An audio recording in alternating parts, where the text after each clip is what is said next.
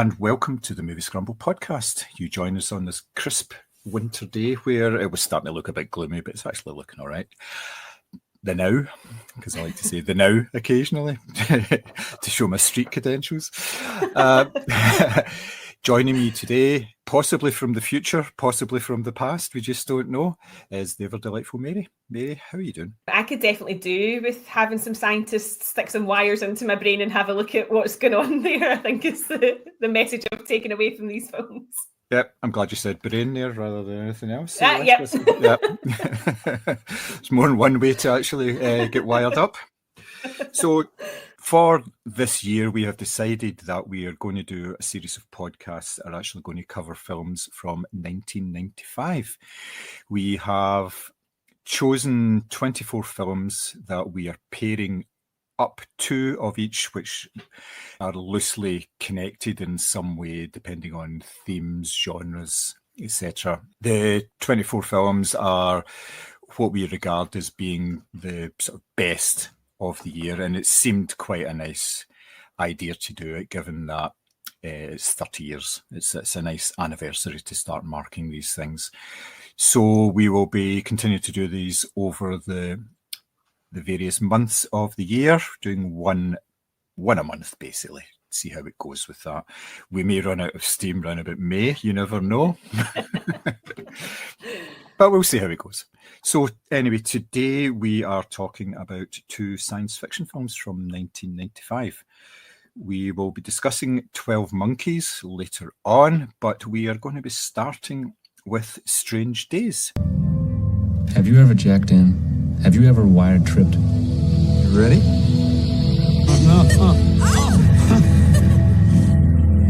This is not like TV, only better. This is life. It's a piece of somebody's life. It's about the stuff that you can't have, right? The forbidden fruit. Straight from the cerebral cortex. I mean, you're there, you're doing it, you're feeling it. You beginning to see the possibilities here? Now, Strange Days is regarded as being a sort of science fiction, noirish type thriller. It's directed by Catherine Bigelow, and it has a screenplay from Jay Cox and also a certain James Cameron as well, who was married to Catherine Bigelow at the time, and apparently he had the initial idea for the film several years before, but it was Catherine Bigelow who then developed it fully and got it brought to the screen. The story itself is based around the turn of the millennium. That's the 1999 going into 2000, which is quite interesting looking back on it. I do remember the millennium reasonably clearly anyway, and there was a sort of a lot of what was called millennium angst going about at the time. The computer systems were going to fail and the world was going to end and things like that. But here we are, and we're still going on. Yeah. So the film stars Ralph Fiennes, Angela Bassett, Juliette Lewis, Tom Sizemore, and Vincent D'Onofrio. It covers the last 2 days of the millennium, and the main character, Lenny Nero, who is played by Ralph Fiennes, is a unique type of businessman. He provides experiences for people based on FBI interview technology that basically can take information from the cerebral cortex of people and basically save it onto disk, and that disk can then be played, and whoever wires into that has the ability to be in that person's body, well, not in their body, in their mind more than anything else. And he's selling us, and obviously it's quite illegal and everything, but even then he has strict moral codes about what he can and cannot do. He comes into the possession of a recording that has the potential for blowing everything up. Now that's saying something, because the film is set in Los Angeles, and Los Angeles is basically partly run by the police and partly run by the mob. It's just crazy, busy. There's all sorts of trouble going on, and the police struggle to keep everything in check. And obviously with the impending celebrations as well, it's just everything is raised up to, well, dialed up to 11, if you like. And within that, this recording has the potential to sort of blow everything up and basically start a war that cannot be stopped. Now, Mary, obviously the film was from 1995. You probably weren't even born then, I would imagine. I was actually 6. You were 6. You wouldn't have seen this film because it was a 15 certificate. Obviously, I don't think that would have been on the shelf in the Palmer household at the time. Right beside Thomas the Tank Engine or whatever. So that's probably going to be a recurring motif that we're going to have through all these discussions. As in, what age were you in 1995? So it's made in 1995, set in 1999. Had you heard of this film before we decided to discuss it? And what were your kind of initial thoughts on the movie? Had never heard of it before at all. Just a complete blank in my cinematic knowledge. And it was, for me, watching it first time round, it was funny in a way that 1999 into 2000 was seen as the future. Because obviously I'm looking at it from, 25 years later. But to me, it felt very sort of typically 90s. You've got that sort of like acid-coloured futuristic typeset to start the film off, and the kind of neo-noir style that was sort of prevalent at the time, and it's a very sort of acidic colour palette that it's going on as well. And of course, everyone has terrible hair in this film as well, which is a sort of 90s staple. But yeah, I thought it was a really interesting concept. I'd just never heard of it at all. Mm-hmm. I had seen it at the time and really enjoyed it. I like science fiction films anyway. I'm obviously very invested in them. And it seemed like kind of a nice wee idea, this fact that you could get I know it has been done before. You can extract people's memories, but it was done in such a way that I hadn't really seen before at that point. I've seen it obviously time and time again since then, but it was kind of unique at the time in the way that it was kind of put together, in the way that you see what the person's saying as well. You're it's all point of view shots. It's like first person perspective and everything. So it's like very much you are almost like in the jacking. That's what they call it in this. They call it getting jacked. And it's basically you wear this wee, it's almost like a wee face hugger thing that you put on your head. So it's non-invasive, and it's just these memories. And the way that it was developed was, so it could be anything. It doesn't necessarily need to be anything bad. It could be somebody who just wants to be like hanging about in a park or whatever for a couple of minutes. So it can be used in so many different ways. Obviously, there's a very sort of dark element to it as well. But what did you think about obviously the premise of the film initially is about how the technology is used, how Lenny Nero is a facilitator. Did you think that sort of the way that it kind of started off before it actually got into the sort of guts of the thriller, the mystery element of it, do you think that was quite good, sort of world building and all that? What did you think of all that? Oh, definitely. Like, Lenny is a sort of kind of sleazy-ish character. He's doing all these sort of dodgy deals in clubs.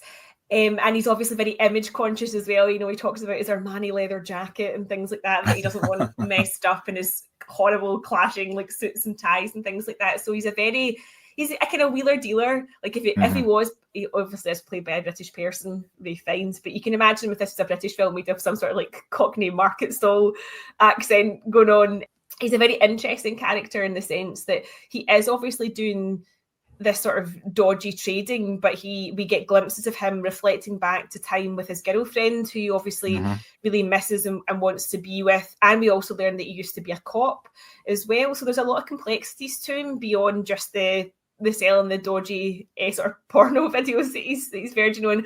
I did really like the scene where he meets the customer for the first time, and he sits down next to him in the booth, and he's like, I can do this for you, and you don't even have to tarnish your wedding ring. So there was this kind of understanding between the two men that, they were probably going to see boobs, basically was the bottom line of it. But that he was using the tapes for, albeit, yes, he was still watching himself have sex with his girlfriend, but he was using it in a sort of nostalgic or longing way, and not in the slightly sleazy way that everybody else was doing. But he's very much, he's part of the underworld, and obviously with his police background, he's probably seen a lot of very bad things. As you say, Los Angeles is burning in this film. You know, there's regular sort of gunfights and there's kind of smoke everywhere and all this sort of thing. So I thought he was a very interesting and complex character, not somebody who you necessarily immediately like or trust, but he is ultimately quite charming and does kind of win you round.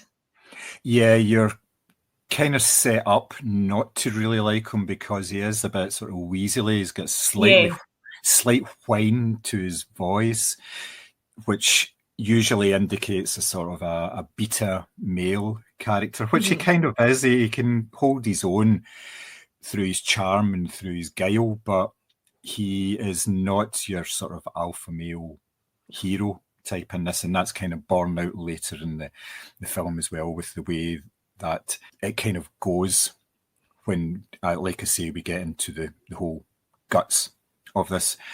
What did you think of the casting of Ralph Fiennes in this?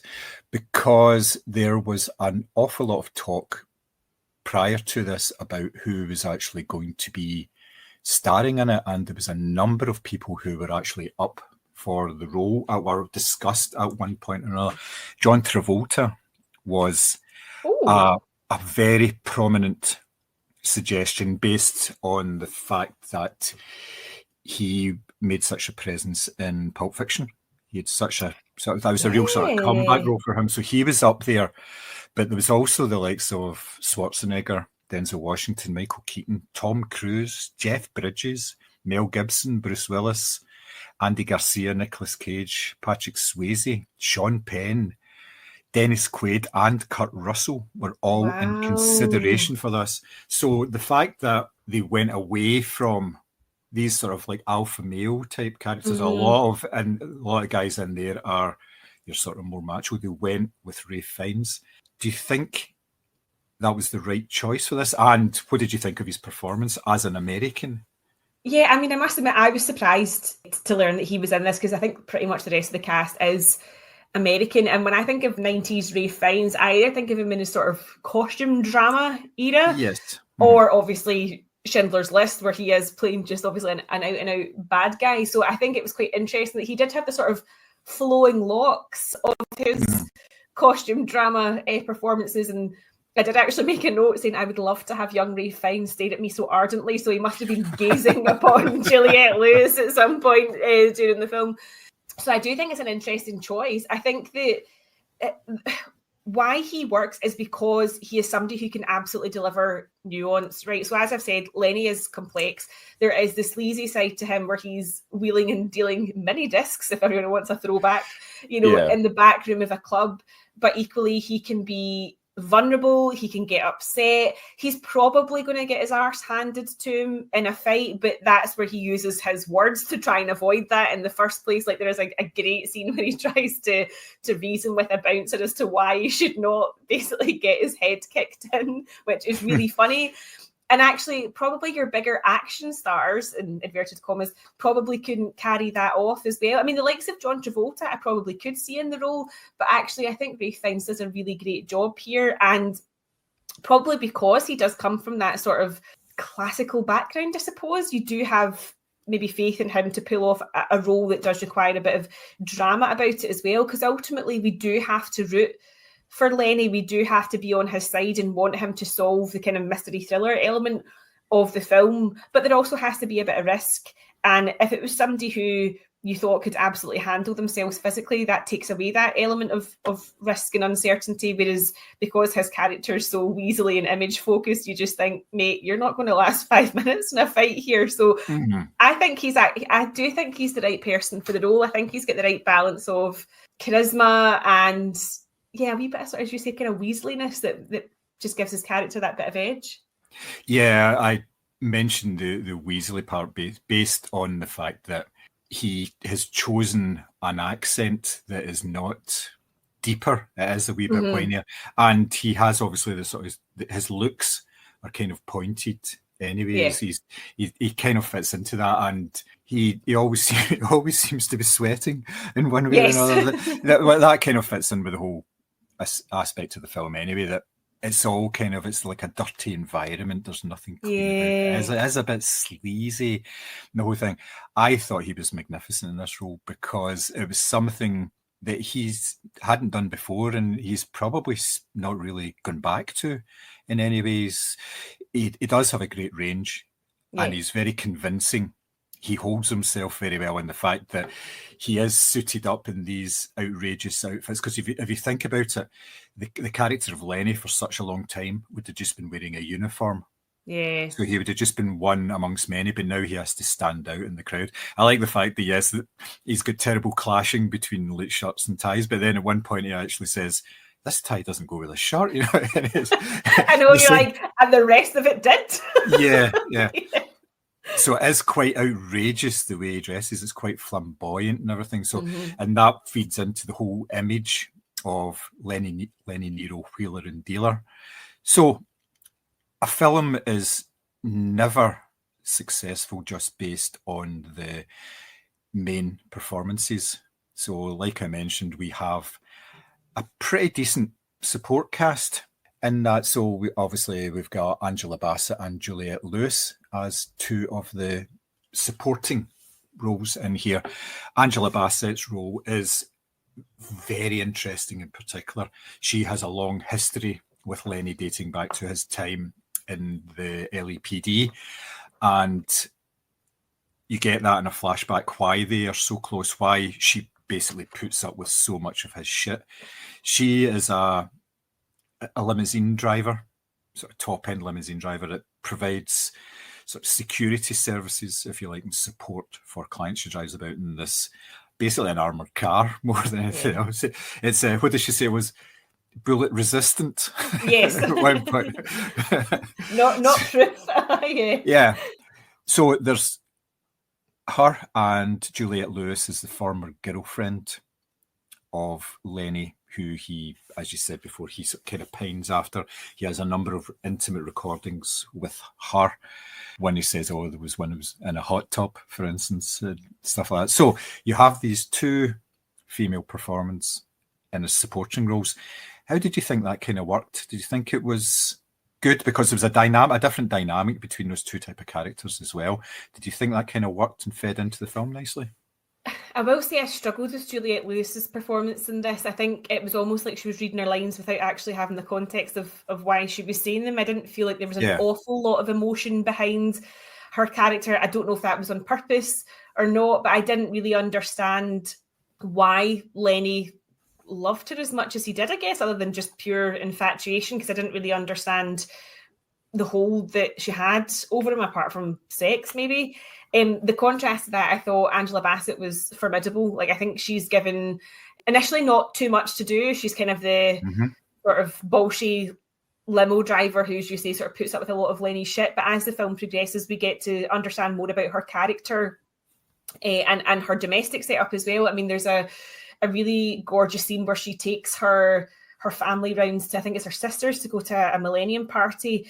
And she sees her son out the window and he's got sparklers in his hand, and you get the kind of reflection of her off the glass, and you just think everyone's looking forward to this future, and you just think, what kind of future is it? Because it's, riddled with like police brutality, and there still is a very clear divide between like race in America, and she's somebody who's obviously working really hard, but like her own little family unit has obviously been touched by the various acts of violence that have been going on in the city. So I thought she was a great counter to Lenny in the sense that she was obviously strong and resilient and had been through a lot and was quite capable of handling herself.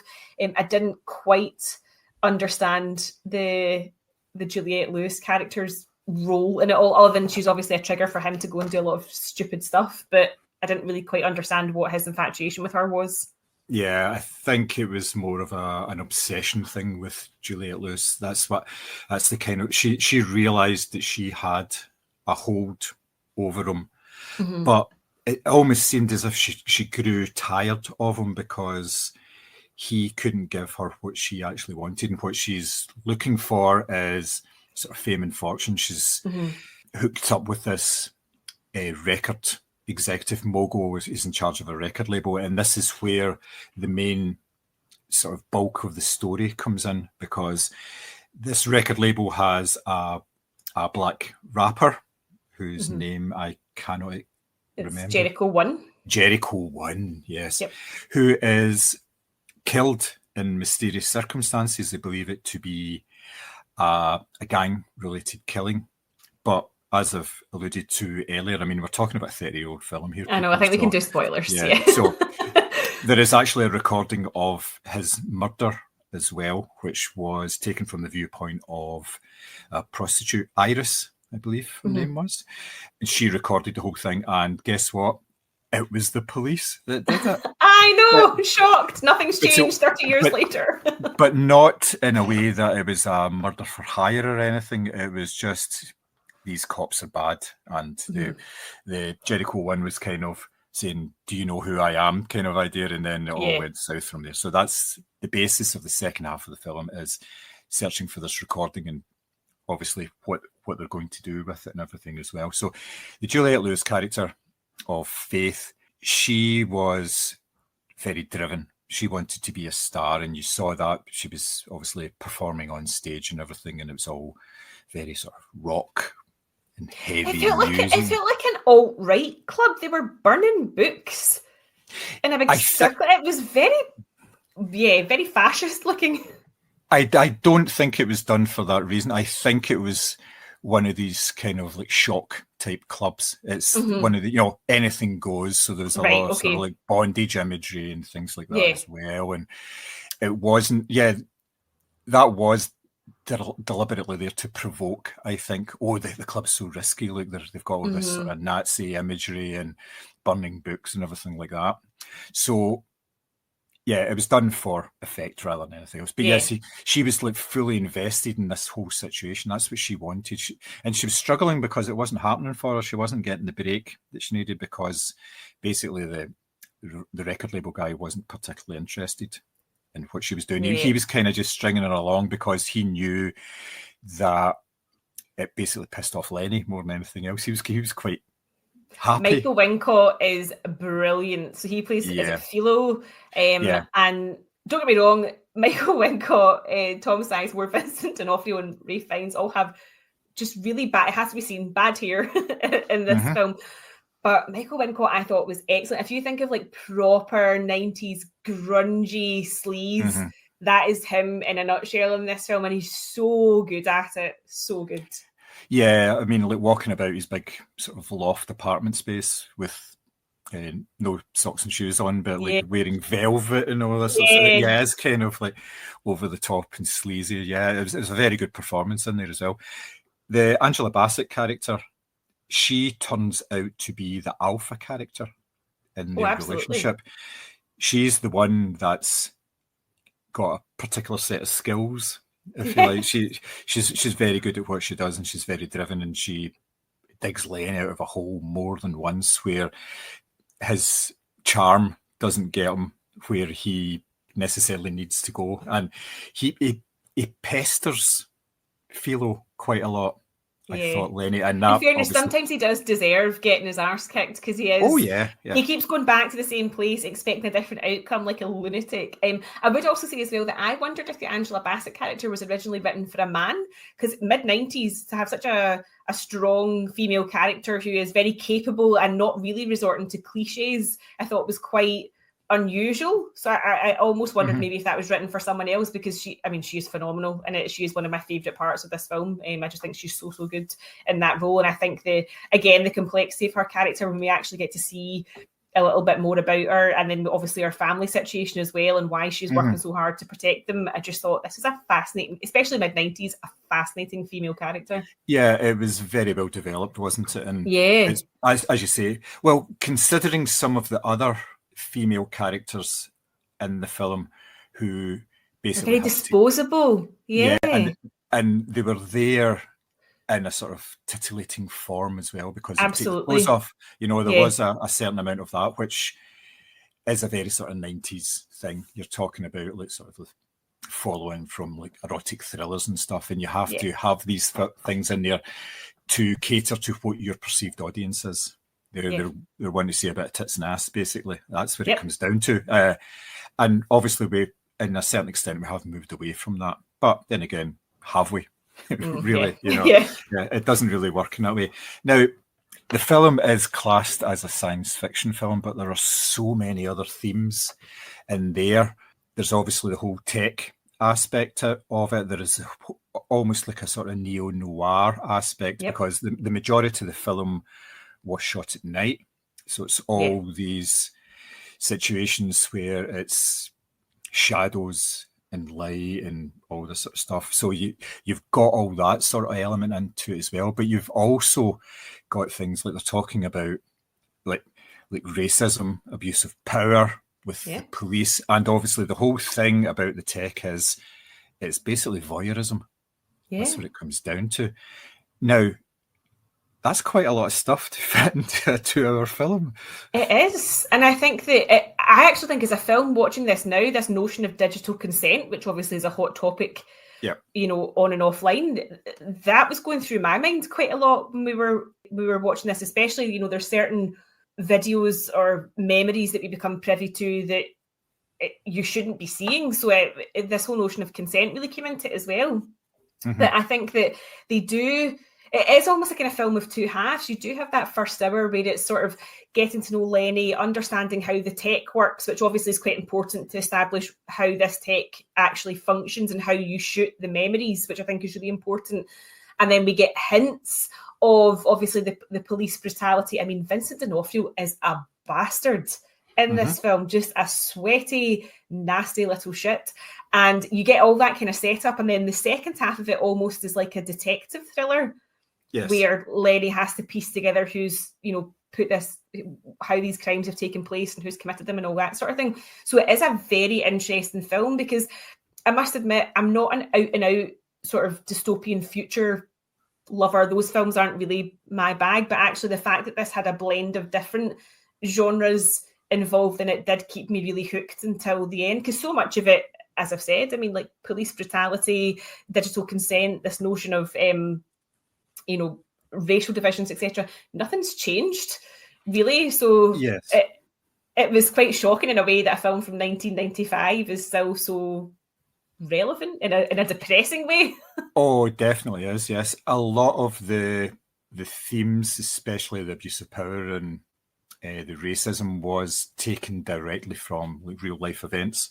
There was the race riots in LA were 92, so just a few years before. Yeah, it was all the Rodney King stuff about how the LA cops got off with it, and there was like the Loretta Bobbitt case where all that kind of thing, and that became almost like a voyeuristic experience for people because they were following this case intently because it was so salacious about obviously the actual. And now we do that all the time.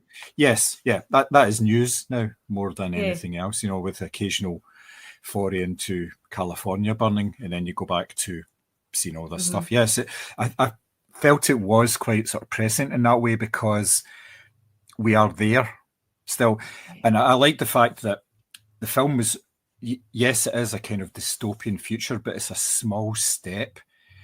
It's only 4 years that you've actually got between the events of the film and when it was made. So there are no great sort of real scientific leaps or anything. Everybody's still using the same technology that we're using. Yeah, we're not flying cars. And I think that's what made it feel so credible as well, as the fact that, well, one, that nothing's changed, that we very much still live in that world that's been portrayed. But the tech all felt very credible, because when the film opens, I actually thought it was like a first-person shooter, like video game that we were watching, the way the camera moves, and obviously you're getting that sort of POV shot.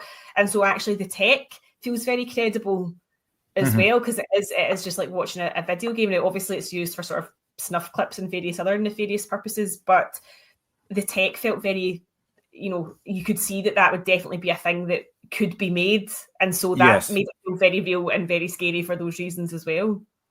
Oh yeah, definitely. I liked the way that they brought that element into the story, because they said it's basically stuff that's been stolen.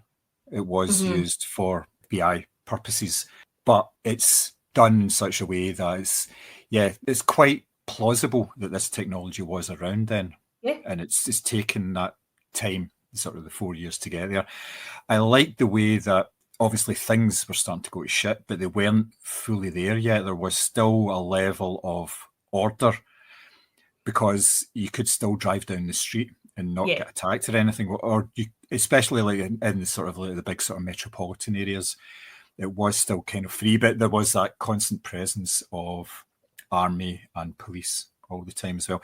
It kind of, to me, in a way, because it was LA, it kind of felt as if it was like the first step towards what you're going to see in Blade Runner. Now, Blade Runner was set like sort of the 2020s. And yes, they do have flying cars and stuff, but still it's a grimy, horrible place that the climate's been affected, obviously. And obviously that's not even touched on here, but it's something you can see it sort of developing from there, especially with sort of the police state elements and all that as well. I kind of thought, that works really, really well.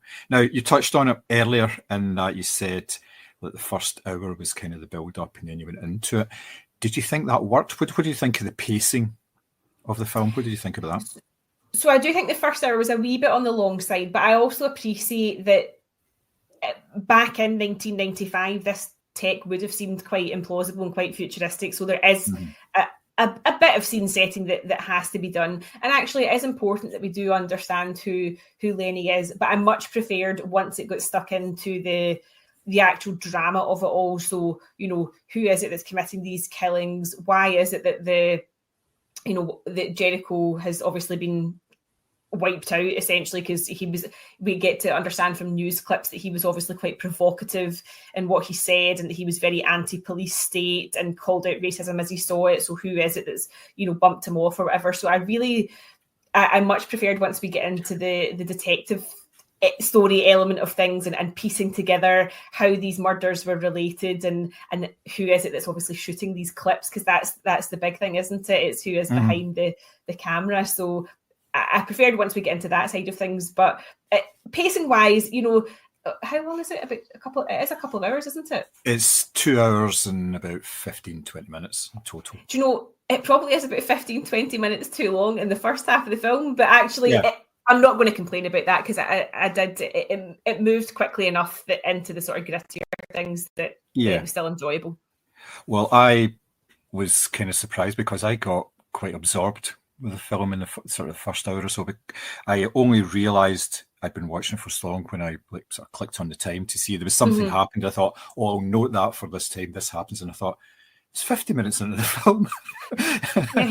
What the fuck? It's like it was really. I was really kind of surprised, and I watched it all in like a winner as well, and it was just I thought it worked very well. Yes, there was a kind of pivot moment where it moved from all the world building in the background, and you were introduced to a lot of characters, where it actually became the story, like you say, the sort of detective story with the death of the prostitute, with the death of Iris. That was kind of the point where it was like, well, why did she die, and what was she trying to tell me, and all this kind of thing as well. So I did enjoy it in that way, and I didn't think it sort of flagged at any point, because that's obviously a problem with a lot of films, because they have to have a wee sort of exposition session sort of halfway through, and they didn't do that here. It kind of they explained everything kind of up front about it, so it kind of worked in that way. Now you see the recordings from two different angles, if you like. You see them with the people who are actually experiencing them. You're inside it with them, and there was also a couple of scenes where you saw people experience them from another person's point of view, as in that you were just seeing what their reaction to it was. Now, with the people who were looking at them, seeing the reaction, I felt that was really kind of powerful, because you saw that the effect that had on people. What did you think about it? Did you think that kind of worked? Oh yeah, I thought that was so well done. I think when it comes to Iris's assault and murder, I thought it was particularly powerful watching, Angela Bassett's character see that unfold, and everybody automatically goes to pull the device off their head because they can't bear it. Because I think that what starts out for Lenny is a little bit of a joke and some kind of soft porn, or pretending to be a 18-year-old girl in a shower or whatever it is, becomes very real very quickly. And because you know that you are seeing somebody's memory or somebody's actual experience, when it's a a graphic assault or when it's, somebody begging for their life, it is very, very traumatic. And actually getting to see the character's reaction to that, one, it tells you exactly who that character is by how they've reacted to the tape. But it was very powerful because you have those same reactions when you're watching it. You're shocked, you're appalled, you don't want to keep watching whatever it is that's unraveling. And so to actually see the characters go through that as well, I thought was really well done. Because don't get me wrong, the point of view shots are great and they're very well shot, but actually if they'd just done that the entire film, we would have lost the sense of the characters' humanity as well, because they do say quite a lot, you've been doing too much playback, which means you always become desensitized and you're looking for something that's a bit more hardcore for the next one. So actually to still see them react and be shocked and really distraught by what they've seen meant they still had their humanity about them, which was really important. Yeah, it showed that they weren't the kind of the hard type of characters that they made themselves out to be, because they're reacting viscerally to what they're actually seeing. And especially the first time I think it's Lenny does it first, he watches some murder that he watches and he's horrified by it. And he's, like you say, he's wanting to pull this off, but in another way, he wants to know what's happening because he wants to try and help and everything. And I thought that was quite good because there was a couple of different ones that they did and they were all horrified. Angela Bassett character, the other dealer guy as well, he watched it and he was like, oh, it's because it's something that's so powerful and it's right in your brain and you can't get rid of it and there's nothing you can do about it. You're just there along for the journey as well. I thought that was particularly good. Like you mentioned as well, when you're actually in the POV shots, it's like a game as well. And you're just there along for a ride and doing whatever needs to be done. Now, they had to create technology in order to actually film those scenes. Wow. Because there wasn't really the camera technology that would allow the range of movements to make it look as if you were actually the person. It was like seeing it through your eyes. So they invented this very, very small camera rig. It was very light and had it sort of set up in such a way that the movements of the camera mirrored what you would actually see. And they got it pretty accurate. I think they did it pretty well. But they spent a year developing camera technology in order to do those shots, which is amazing, I thought. That's dedication for you. Well, that's James Cameron for you as well, I suppose. And I assume that tech is still used then, because we get lots of shots like this now in films, but at the time, it would have been completely revolutionary. Yeah, there's virtual cameras now as well. There's a lot of it done through technology as well, especially with scenes that use an awful lot of CG. You're basically just putting real-life actors in settings around, and virtual cameras can do all sorts of things now, basically go through walls and all sorts of things that you can see, and it's very clever. But yeah, that's kind of like one of the early examples of it, the basis of it, this very, very light Steadicam that could be used to do all this kind of stuff as well. It's very, very, very good. Now, this is a film that has music. This is a film that has a lot of music right from the start, and it's various types of things. You've got like bits of trip hop, you've got rap, you've got an awful lot of metal in there, and it's just and then you've got a soundtrack as well, which uses all sorts of elements from various genres of music. What did you think about all that? Did you think that just kind of nicely fitted in, or what?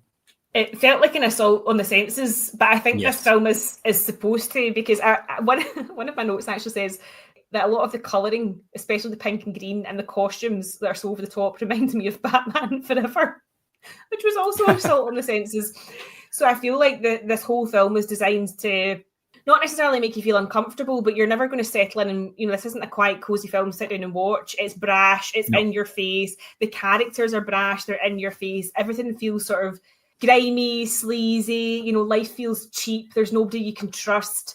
And so you don't ever settle into that. And that's why I think that the score plus the music that we obviously get to see performed in the club is quite jarring. This wouldn't work if it was like a nice, gentle, classical riff that was going throughout this. It needs to be in your face, and it needs to be sort of, not unsettling, it's not the right word, but just not something calm and steady anyway. It's got to be sort of almost kind of like grungy feeling. Yes, there are very few scenes in the film that don't have some sort of propulsive music, and it's there for a reason, because it's a frantic time. Yeah. There's a lot of angst going about. There's a lot of people who are want to do bad things, and this kind of feeds into all that and just heightens the sort of the atmosphere of the film, I think. It was very good. It's an extensive list of credits for people, including Juliette Lewis doing her own singing as well. Yeah.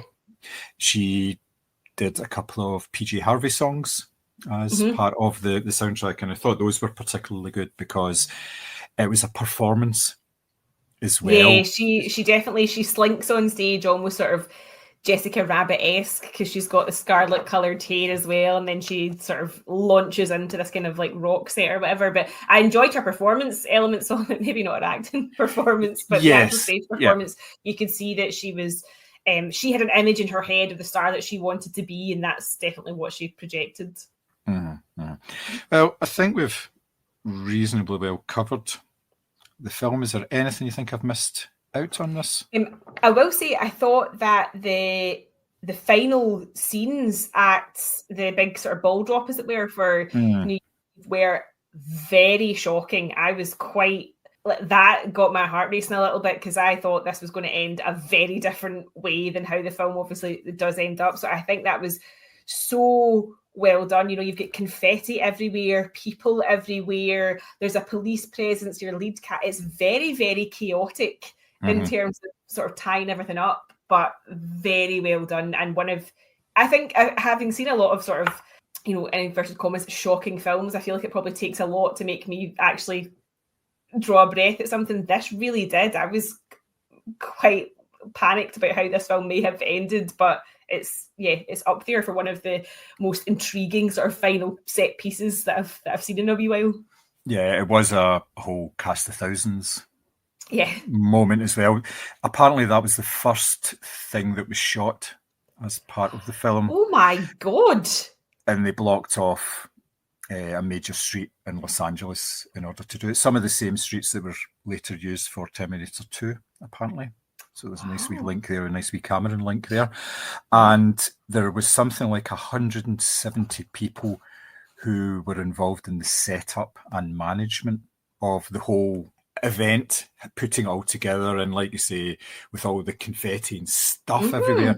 And there were hundreds of extras, and they had bands on to actually get the crowd amped up and everything as well, just to create this sort of atmosphere of anticipation and like a wee bit of danger at the same time. And then obviously they filmed the major final scenes in the middle of all this as well, because it is one of these films that you think, this was 1995, they haven't used a lot of CG technology here to augment the crowd. This is a lot of people out on the streets, and you think, logistically, it's a bit of a nightmare as well.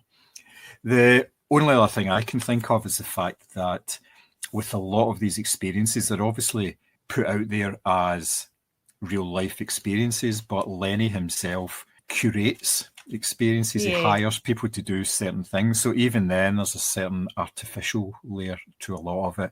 It's not real. And I think that's one of the reasons why people get addicted to these things, because they watch these things and they know it's a setup, it's not real life, so they're wanting something more real that causes a greater sort of visceral reaction when they're actually watching it as well. So yeah, that was a nice wee element to it, but it was quite small, and that was all part of the build-up when they were sort of introducing Lenny as well. So I thought that was quite nicely done.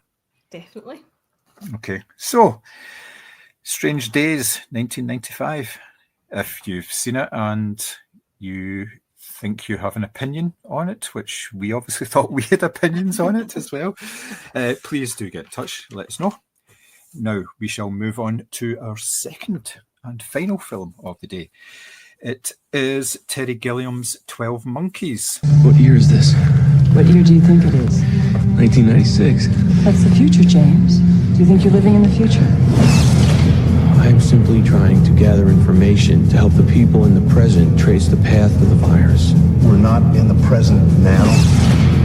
This is a place for crazy people. I'm not saying you're not mentally ill. For all I know, you're crazy as a loon. The army of the 12 monkeys, they're the ones that spread the virus. Monkeys. He's been living in a meticulously constructed fantasy world, and that world is starting to disintegrate. You haven't become addicted to that dying world? No, sir. He needs help. Again, released in 1995. It's based on a short film from 1962, Le Jet, where a person witnesses an event at an airport, in this case Orly, in Le Jet, and basically their life changes from there. Now, this is echoed very much in 12 Monkeys.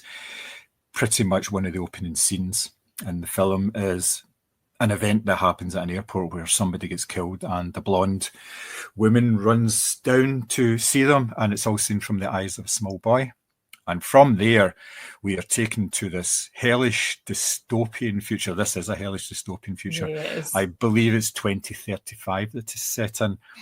And scientists... Only 10 years to go. Hooray! Yeah. Scientists are trying to work out what happened back in the early 90s when a man-made virus was released and basically decimated the human population. So now that they live underground, and it is very much a totalitarian, almost police state, which is run by scientists, and these heavies in very 90s clothes, I must say. They don't exactly look as if they come from the 21st century or anything. In this mix is Bruce Willis, who is an unwilling participant in the experiments. The experiments basically are that they send people back in time, which is never actually shown. It's always left as a bit of a mystery how they actually do it. But he's sent back in time to try and gain information about what actually happened. The thinking that they have at the start of the film is that it was a terrorist organization called the 12 Monkeys that actually released this man-made virus into the open and caused havoc. So he has been sent back to try and find out what happens. Now, on the first attempt, they overshoot the runway somewhat and he gets sent back 4 years early, and ends up in, not unsurprisingly, in a mental institution because he is a bit disorientated to begin with, and he just does not know what's going on, and he is not the most stable of people at the best of times, shall we say. And he ends up in this institution where he meets a very strange character called Jeffrey, who's played by Brad Pitt. And from there, all kinds of shit happens back and forth in time. He gets assessed by a psychiatrist played by Madeleine Stowe, who at first doesn't believe him at all, and then circumstances and plot reasons, she does start to believe in him. Again, obviously, this was a film from a long time ago from an acclaimed director. What did you think initially about this one? So I'd seen the poster, the sort of hypnotic black circle of monkeys off the red, which is how the film starts. Obviously, it's that kind of rotating sort of series of monkeys. This is my favourite film out of the two that we've watched. I absolutely love this because I don't think still don't think I understand what happened, but in a good way. Like, I really, really enjoyed this. I thought the performances were fantastic. I mean, honestly, this might be the best I've seen Bruce Willis, because I think he's so good in this.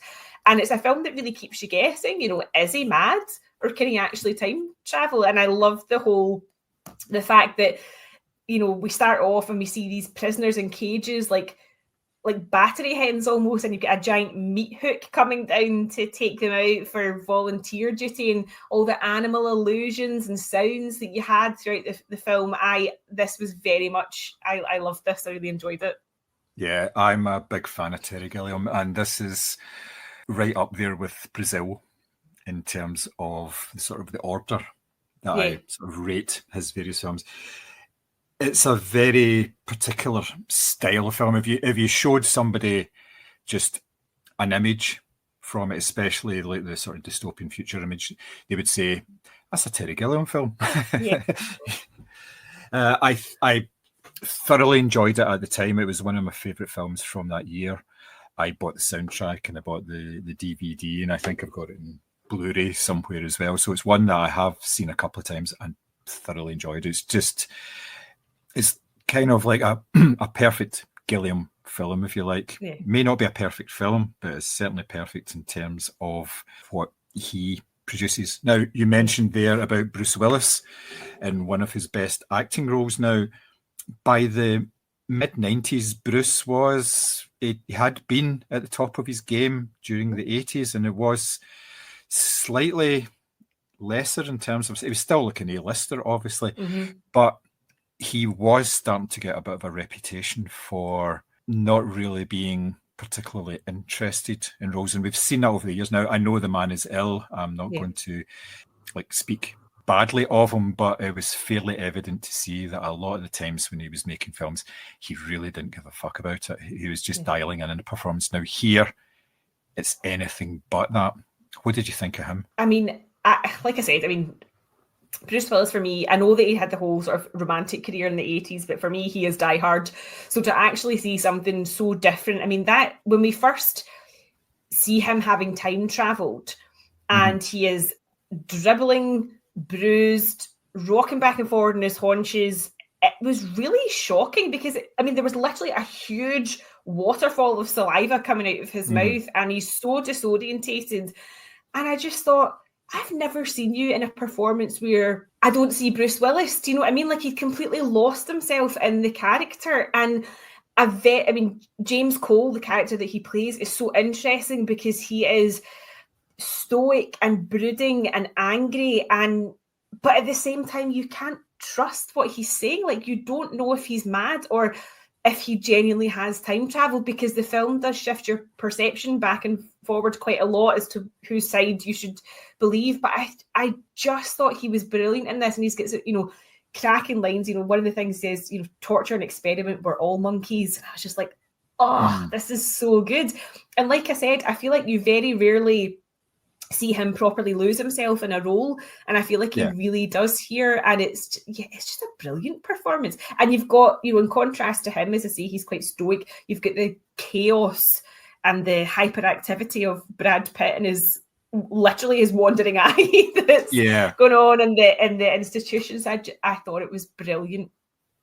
Yeah, it was a very unusual performance for Bruce Willis, but basically because it's a very unusual character for him to take on. It's not the kind of thing, if you see it on paper, the character, you would say, no, I don't think Bruce Willis would be interested in that. I don't think he would do that. But the fact that he actually did take on the role and fully invest himself in it, and like you say, he did leave himself fairly vulnerable during the performance, because there was kind of no place to hide at points, because, like I say, he'd been stripped naked and he was dirty all the time. There was very little redeeming qualities.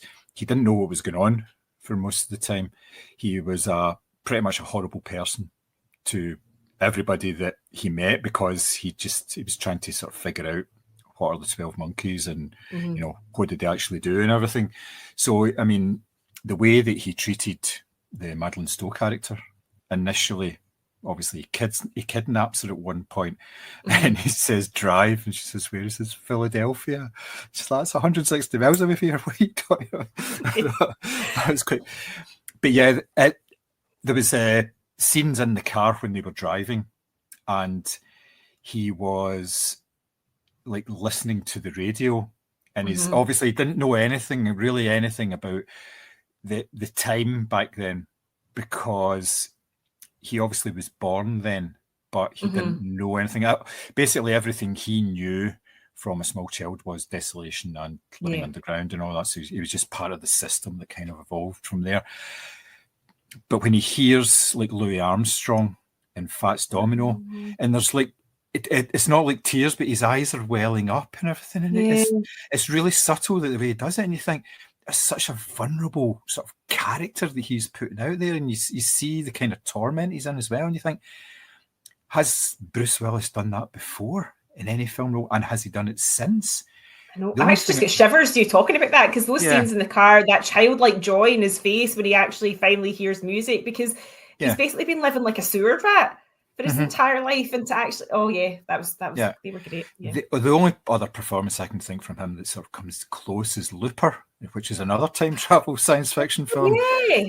And that is a completely different type of performance, but it gets to the same sort of levels of like emotional investment that you have in the character as well. So I thought that was fantastic. Now, obviously we talked about him being brave and obviously taking all this on, but he must have seen Terry Gilliam films before. So look, well, you would think, you don't just sign on to these things on a whim. Now, there's a particular look to a Gilliam film. What did you think about the whole sort of world building aspect of it, and kind of getting thrown into the middle of it right at the start? Yeah, I mean, I loved it. So under the ground, you've got the steel and the brick, and then you've got that panel of scientists.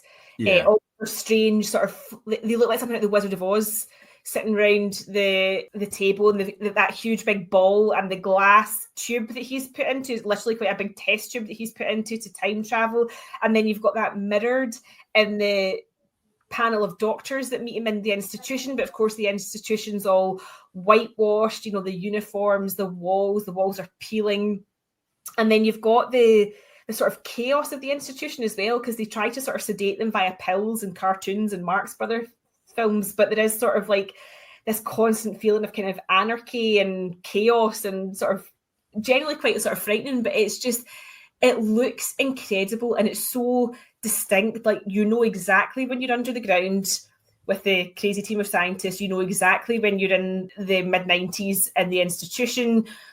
It's just so well executed, and you get a real sense of time and place, and there's never any confusion as to where you are in terms of quite literally what decade you're in, but also, are you above ground, are you below ground?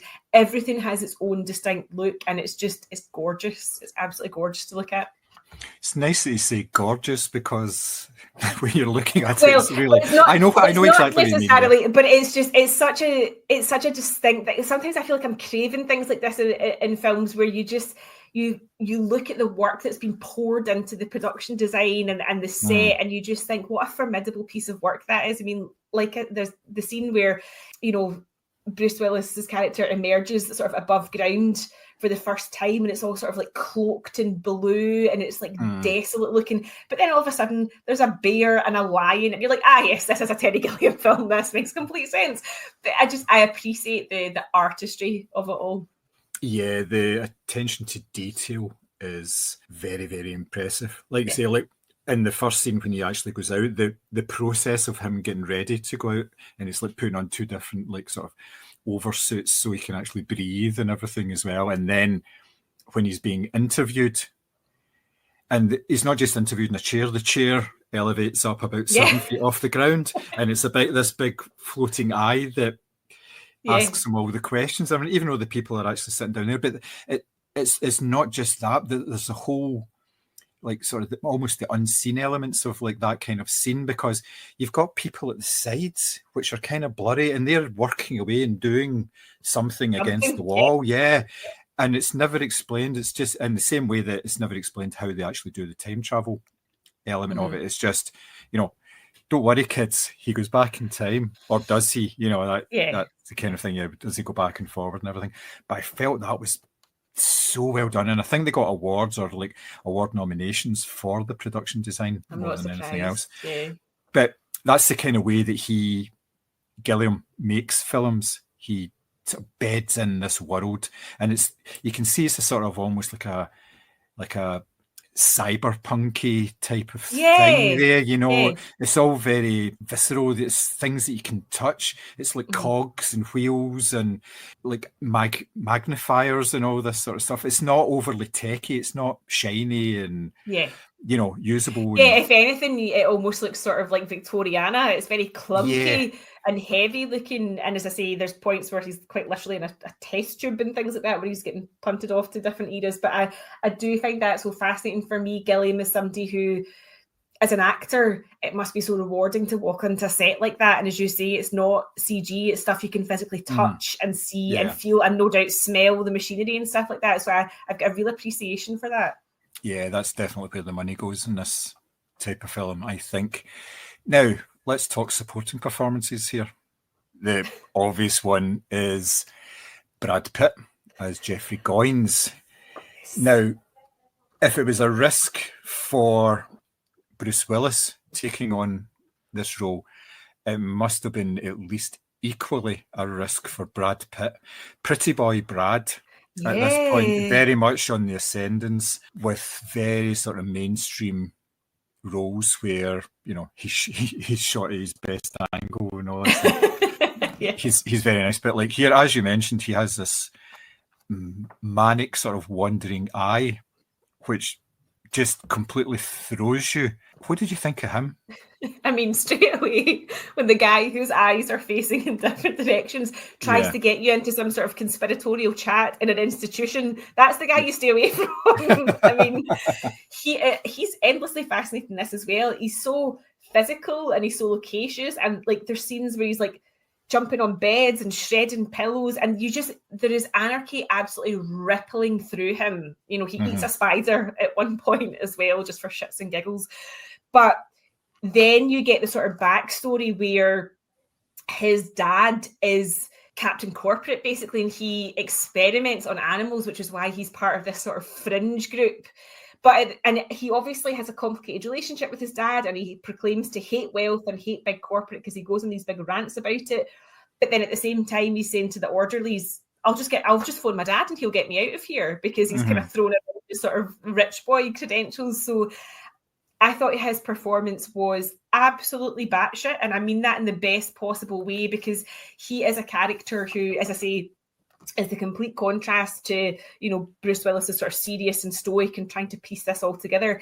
He's just there to create chaos. And every scene that he's in, there is just this constant threat of, and it's particularly in the institution, it's almost like slapstick. It's like Benny Hill chasing people around a room. It doesn't even feel like serious chaos until you sort of meet him within a sort of like group of activists.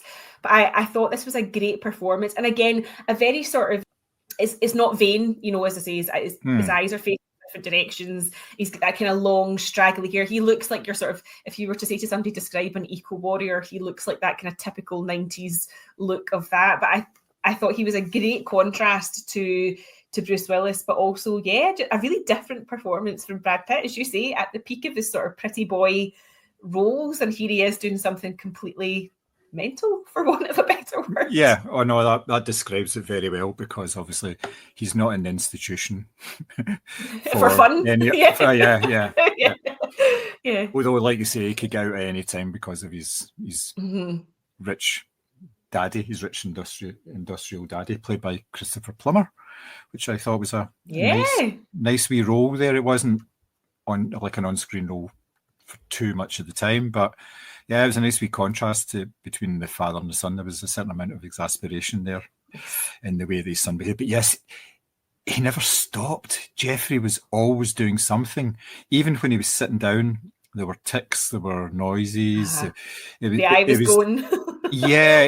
He was just fidgeting. Even if he wasn't doing anything, it was just always just, you know, with the shoulders and everything. It was such a good. It was an intelligent performance, because he's obviously set out to like be this larger than life, manic, disturbing presence, and what better way to do it than to have everybody's eyes focused on him, because he's the one twitching over at the side, even if Bruce Willis is being there, you know, just obviously lying in bed trying to sort of figure out what the hell is going on in his life.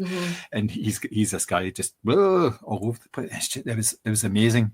Again, Brad Pitt hasn't really touched on that type of energy since then, which is interesting, I suppose. But, you know, it's not the kind of role that you would do an awful lot, because it wouldn't have the same impact, I suppose. And no, definitely not. But it's interesting that they both sought it out at that particular period in their careers, because, you know, as we've said, Brad Pitt sort of, you know, at the peak of being a sort of pin-up, doing something very different, and Bruce Willis obviously having gone through a sort of romantic period and his kind of big action star period. It's interesting that they've both been drawn to this particular film at this particular time. It's interesting though, because the original leads for this film were Nick Nolte in the James Cole role, I know, and Jeff Bridges in Jeffrey role. Oh, Now, Jeff Bridges, I could kind of see. He has that sort of energy about him. You've seen him going into sort of darker places, but I don't think it would have the same sort of physical. No. Yeah. No, definitely not. No.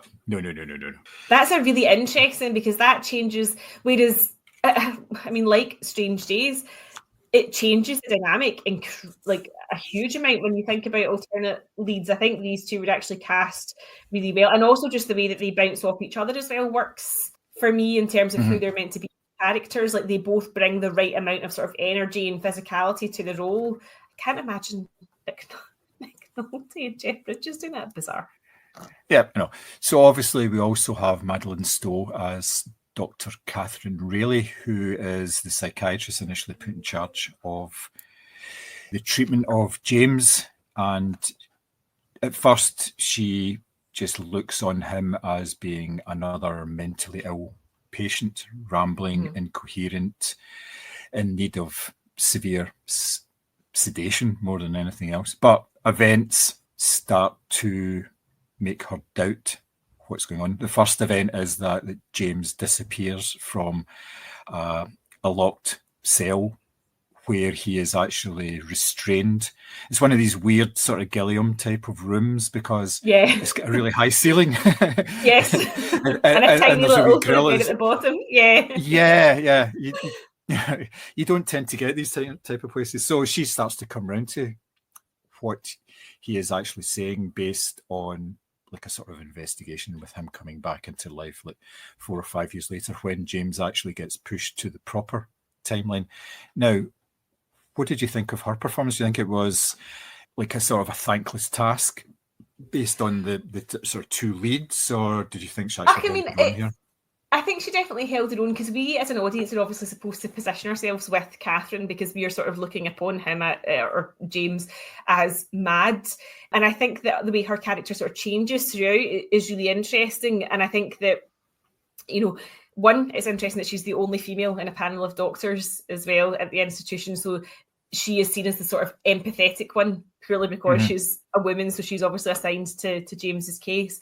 And then when we meet her for the second time, she's giving a lecture on the Cassandra complex, and you're kind of going, is that the fate of James then? Is he the Cassandra who's never to be believed?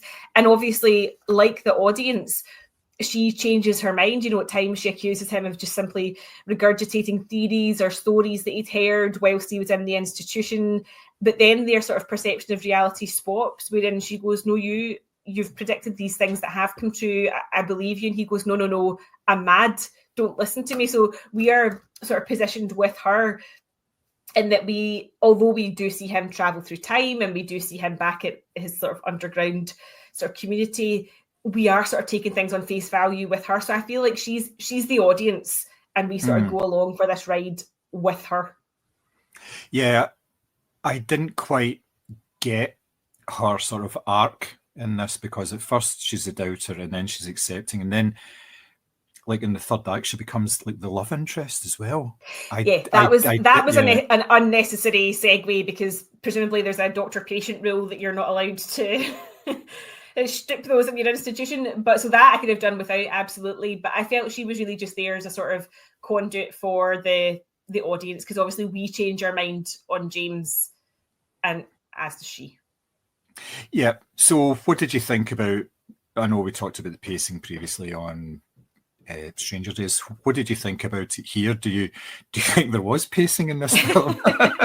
I think this honestly flies by the seat of its pants, and I really like that, because obviously you're taken back and forward through these various sort of, he's sent to the wrong time. He's sent to French World War I battlefront at one point as well. Whoops, wrong button.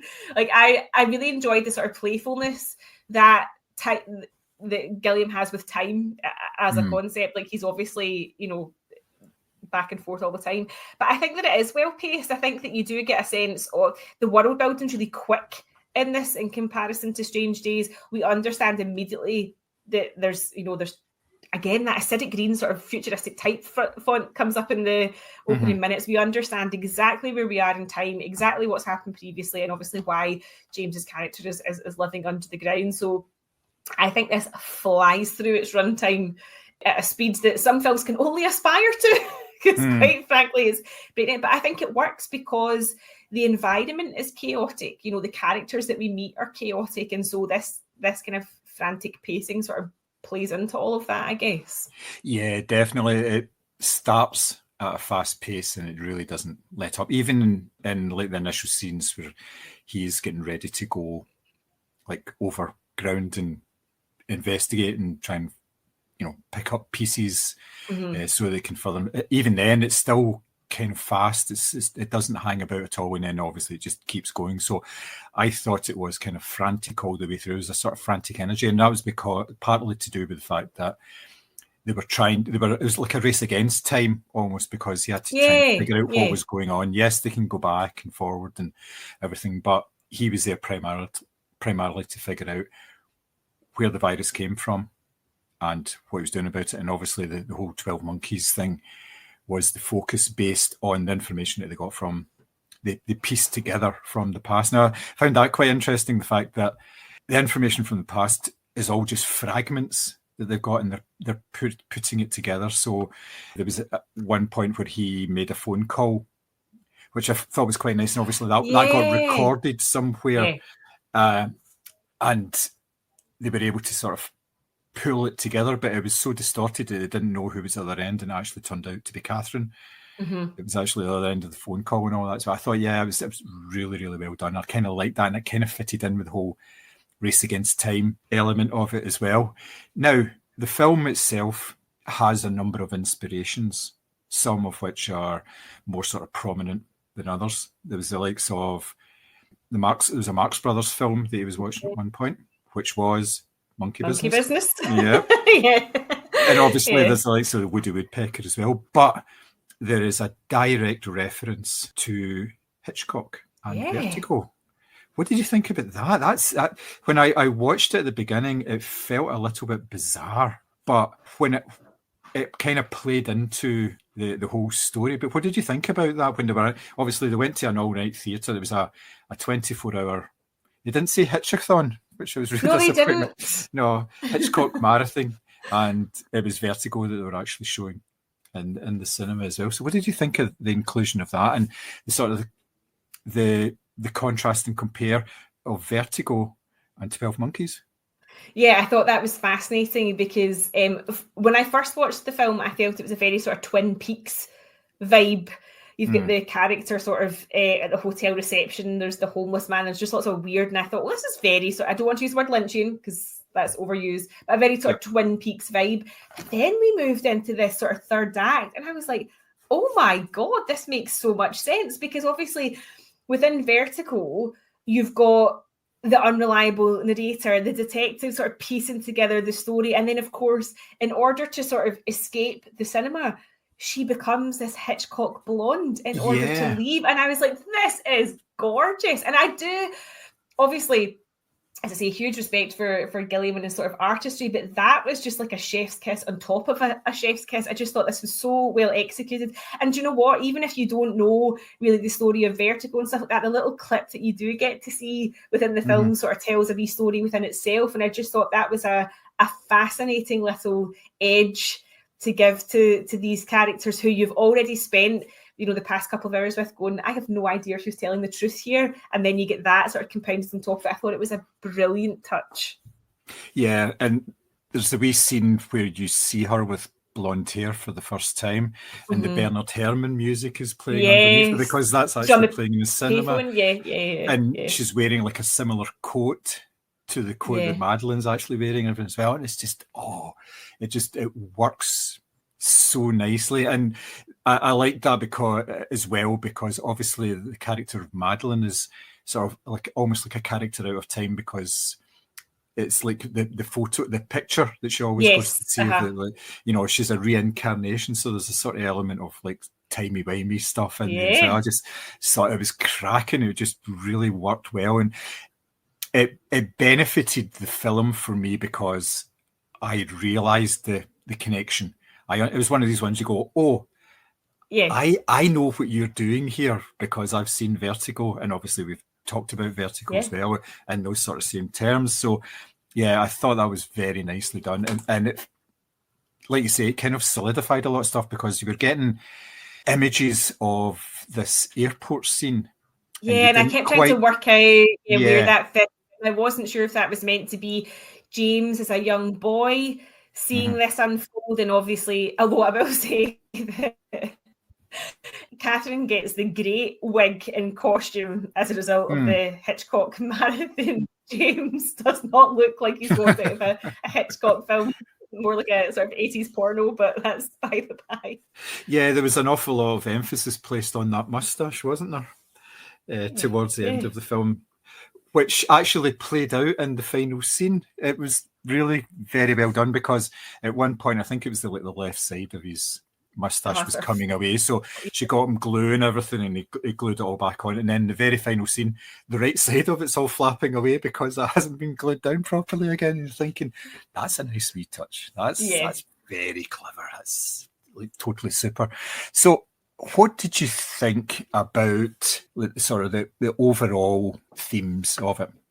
Like in terms of dystopian future information overload, because that's kind of what the sort of scientists in the future are dealing with. There's so much information that they've got up to that point, but it's all jumbled and they're trying to make sense of it. They've only got fragments to try and work out what happened. So what did you think of all that? And it's obviously, a lot of this has actually come to fruition because we have information overload in the lives now. There's too many TV shows and films to watch in a lifetime now. You're bombarded with information all the time from social media, but obviously if you're in America, not TikTok today. No more TikTok, yeah. That's going to change. Yeah, I mean, only because he can use it to his advantage. Anyway, I think that it's really interesting because I think that constantly this film is playing with the notion of truth and what each character believes to be their truth. So James believes that he has been sent to prevent this virus. Catherine believes that James is mad. Jeffrey believes in sort of chaos and anarchy and obviously the protection of animals. And the scientists in the future, they believe that they have to piece together what caused this international pandemic, so that everyone's working to their own agenda of what they believe the facts to be, which I think is really interesting because that's exactly how we operate now. We get snippets of truth in amongst lots and lots of information, and we do the best with the version of truth that we have, or we manipulate truth to our advantage. And it obviously, even the notion of the 12 monkeys, I thought was quite interesting because we have had groups like Just Stop Oil come to fruition recently, and the chaos that they designed to cause, whether that's, gluing themselves to motorways or stretches of road or destroying sort of art. Jeffrey's approach obviously was to try and release something sort of like a bioweapon.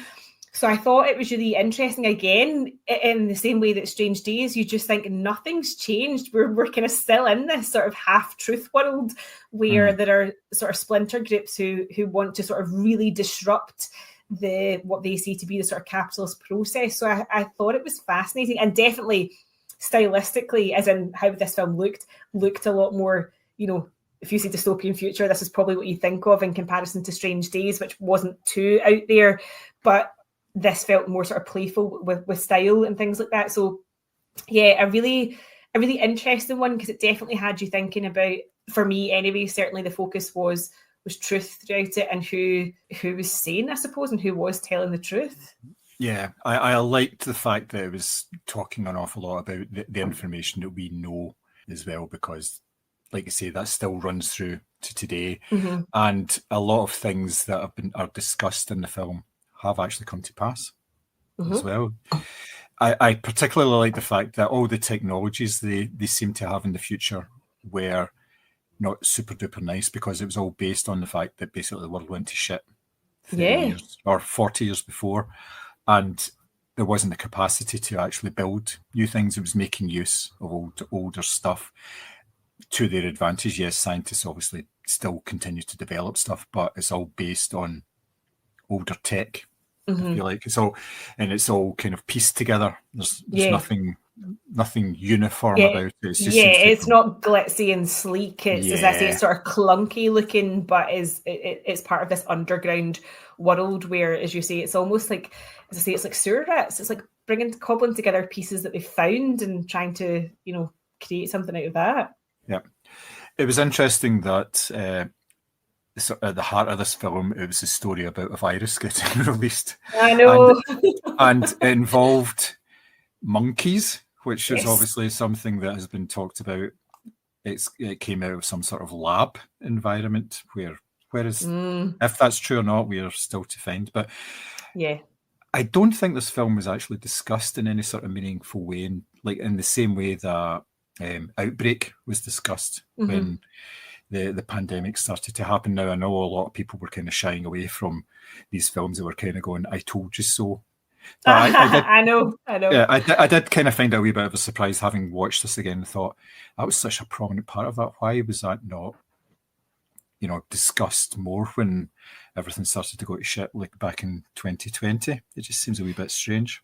It really does. I mean, to me, and also because I'd watched, as I said to you, 28 Days Later the other night as well. Like, this was very eerie, sort of parallels to, as I say, when Bruce Willis first sort of comes up into the world and there's nothing around, and you're like, oh my god, that was peak pandemic, where there was no traffic, there was no people about. You saw it on the news, there was sort of drone shots of motorways entirely empty, and that's exactly the vibe that this gave. And if you were really putting your tinfoil hat on, which you absolutely could watching this film, there's a virus that's been made in a lab, and there's the lovely little scene at the airport where she lists all the major cities. Where the receptionist sort of lists all the major cities that he's going to, and he goes, "Yep, that's right." And he's got a suitcase full of vials, with this terrible, terrible disease, and you just think, fuck, maybe I should watch more science fiction from the mid-90s and find out what's actually going to happen with the rest of my life, because it seems to be pretty spot on. Yeah, it doesn't pull its punches in that way. It's very clever the way it does that as well. I was very impressed with that. Now, is there anything that I've missed that you would like to discuss? I think what I liked about this, again, is a sort of soundscape thing. So there's lots of animal sounds throughout this. You've got sort of barking, cooing, wings flapping, and then a lot of animalistic motion as well. So I talked about Bruce Willis's character being on his haunches. Jeffrey is often leaping or pouncing, and of course you do have the reference to the Marx Brothers film, and then they talk about sending a monkey down a well to rescue a trapped young boy in Fresno. So there is lots of animal imagery throughout this as well. It's not just that the group are called this. There's a very sort of animalistic sort of finish to the sound and the character design in this. And obviously you could argue the institution and the sort of underground prison cell that Bruce Willis lives in is like a zoo. Yes. It was kind of interesting, like you obviously talk about the soundscape, the way that the soundtrack kind of fitted into that as well. It was very kind of eerie. There was a couple of needle drops in there, particularly a Tom Waits one, which was like on the nose there, dies screaming, which I thought was particularly subtle. Yeah. The main theme of it was like this wee accordion, Argentinian type accordion ditty that wouldn't be out of place, like in a film about tango or something like that. And that was kind of eerie, I thought, as well, the way that they introduced that. It was almost like on a bit of a minor note, and it just kind of, like, when you hear that, there's always the theme came in just before like something sort of big was going to happen. It came in just before they discovered sort of the headquarters of the 12 Monkeys, and it was used various other times as well, and it was used sparingly, so you didn't get overly familiar with it. I thought that was particularly good as well.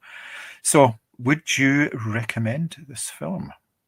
Oh, absolutely. As I say, this was by far and away my favourite out of the two, just because I like the time travel chaos, and I absolutely loved the performances. I've never seen Bruce Willis do anything like this, and as I say, if you want to put your tinfoil hat on, sit back and enjoy, you absolutely can.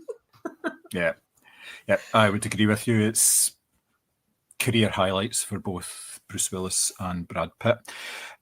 Not if you are wanting to see basically like Bruce Willis rehashing his Die Hard experiences, and obviously Brad Pitt has kind of branched out and done an awful lot of stuff, but you won't see anything like this. And No. if you think you're not going to like the film, persevere with it just a wee while, because you will get pulled into it. The film is currently available on iPlayer in the UK, so you can see it for free. Strange Days, I think you need to buy it. I don't think it's on any of the streaming services. I certainly didn't find it on any of them. So, but easily available for one way or another. Just head down to your local charity shop and you'll probably find a copy of it there. Probably, yeah. More than anywhere else, yeah. So that is it for our podcast today. If you would like to get in touch with us, let us know what you think of the fact that we're doing this 1995 marathon. If you have any opinions on the films that we talked about today, please find us on all the usual social media channels. Just search for Moviescramble. If you'd like to send us an email, it's podcast@moviescramble.co.uk. It just leaves me now to say cheerio, and we shall be back next week. Bye. Bye.